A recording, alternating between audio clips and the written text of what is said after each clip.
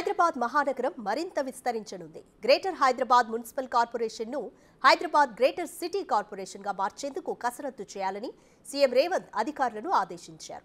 పెరుగుతున్న రద్దీ, నగరవాసుల అవసరాలను దృష్టిలో ఉంచుకొని నగరాన్ని మరింత విస్తరించాలని నిర్ణయించారు. హెచ్ఎండీఏ అధికారులతో సమీక్ష నిర్వహించి సాధ్యాసాధ్యాలపై కసరత్తు చేయాలని ఆదేశించారు.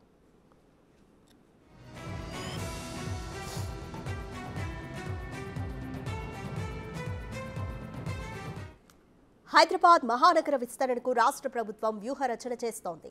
జీహెచ్ఎంసీ పరిధిలోని 7 మున్సిపల్ కార్పొరేషన్లు, 30 మున్సిపాలిటీలను హైదరాబాద్ కార్పొరేషన్లో విలీనం చేయడానికి కసరత్తు చేయాలని అధికారులను ఆదేశించారు సీఎం రేవంత్.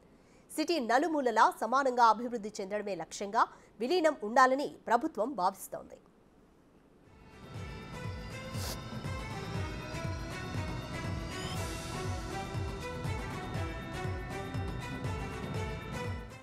జీహెచ్ఎంసీ పరిధిలో 150 డివిజన్లు, కోటికి పైగా జనాభా ఉంది. హెచ్ఎండీఏ పరిధి శివారులోని 7 కార్పొరేషన్లు, 30 మున్సిపాలిటీల్లో సుమారు 60 లక్షల జనాభా ఉంటుందని అంచనా.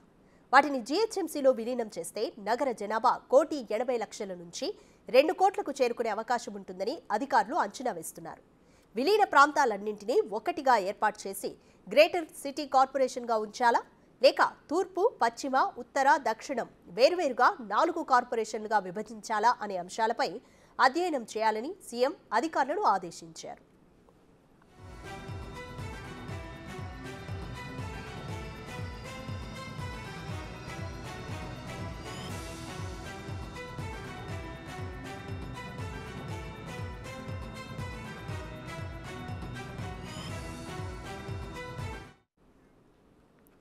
విలీనంలో భాగమయ్యే కార్పొరేషన్లు, మున్సిపాలిటీల పాలక వర్గాల పదవీకాలం ముగిసిన తర్వాత ప్రత్యేక అధికారులను నియమించేందుకు అధికారులతో సీఎం ఇప్పటికే సమాలోచనలు చేశారు.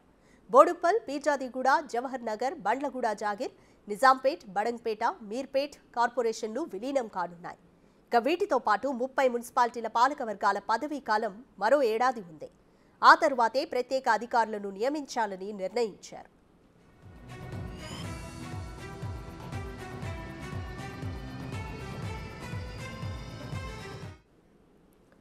ప్రస్తుతం కొన్ని డివిజన్లలో 1,00,000 మందికి పైగా జనాభా ఉంటే మరికొన్నింటిలో 30,000 మందే ఉన్నారు. దీంతో నిధుల కేటాయింపులో సమతుల్యం లోపించిందని అభిప్రాయం ఉంది.